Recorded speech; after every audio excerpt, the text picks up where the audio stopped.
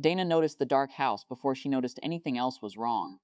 No porch light, no kitchen glow through the blinds, nothing but the neighbor's motion sensor lights clicking on for a raccoon 3 yards over. She stood in the driveway a moment, keys already out, telling herself it was just a bulb. It wasn't a bulb. Nothing in the house worked. Not the hallway switch, not the fridge hum she hadn't realized she listened for until it was gone.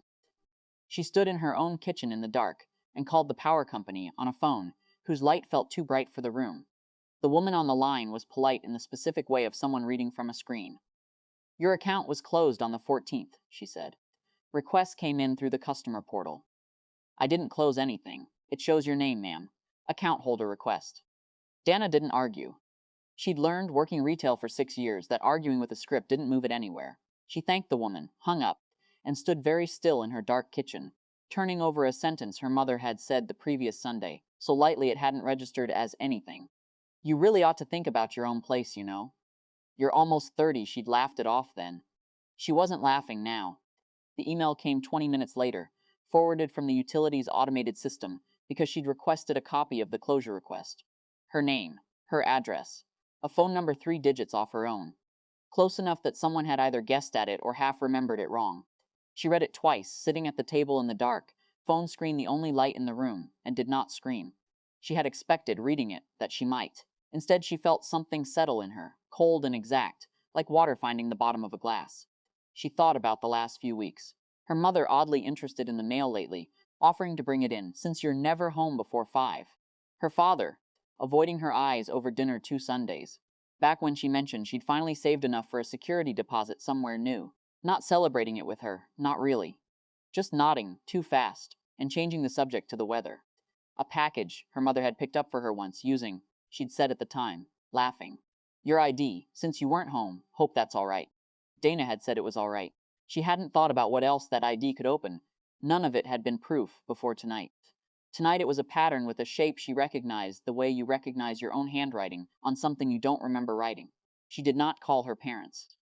She noticed the not calling as a decision, distinct from the absence of an impulse.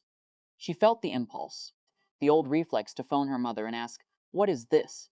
And she watched herself set it down instead, like something too hot to hold yet. She wanted the facts first.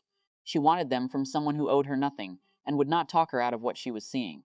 The utility office closed at 6. She made it at 5:40, driving with the calm of someone who has decided, for tonight, to feel nothing until there's something to feel it about.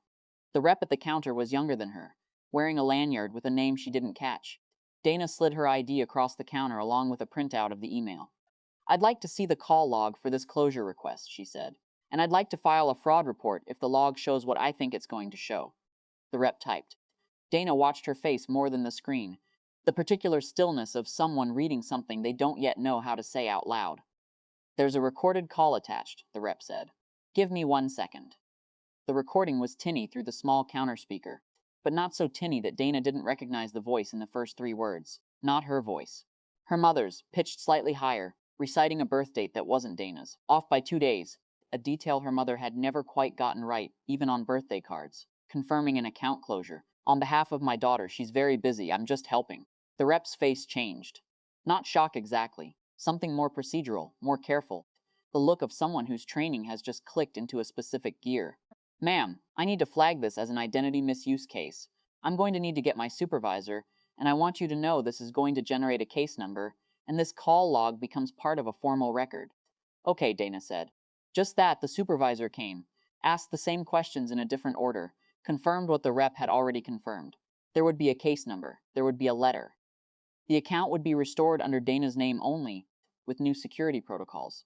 A passphrase her mother wouldn't have. A callback number that wasn't the 3 digits off her own. Nobody used the word fraud like it was dramatic. They used it like it was a checkbox, which, Dana understood, watching them fill it in, was somehow worse and also exactly right. She didn't ask what would happen next for her parents. Nobody offered to tell her, and she didn't think she wanted to know yet. Whether wanting to know would come later, or not at all, she couldn't say. In the parking lot, her phone lit up once.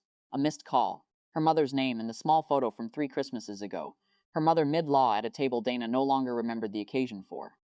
Dana looked at it for a while. She didn't call back. She didn't block the number either. She just put the phone face down on the passenger seat. The way you'd set something down that you weren't ready to hold and weren't ready to throw away. Dervivis was restored 2 days later, under her name, under her own new password, in her own quiet negotiation, with a company that had no stake in her family, and therefore, strangely, felt like the only honest party in the whole thing. She came home from her shift, and the porch light was on before she even reached the door. She'd set a timer for it, deliberately, something small and hers. She stood in the doorway a moment before going in, the house lit and humming faintly with its ordinary machinery, and felt not triumph, not quite relief. Something closer to the specific ache of a room that is fully hers now, and also, in some way she hadn't finished grieving, no longer entirely home. Her phone sat on the counter, unanswered messages stacking quietly beneath her mother's name. She let them stack. She hadn't decided yet what she owed an answer to, or when.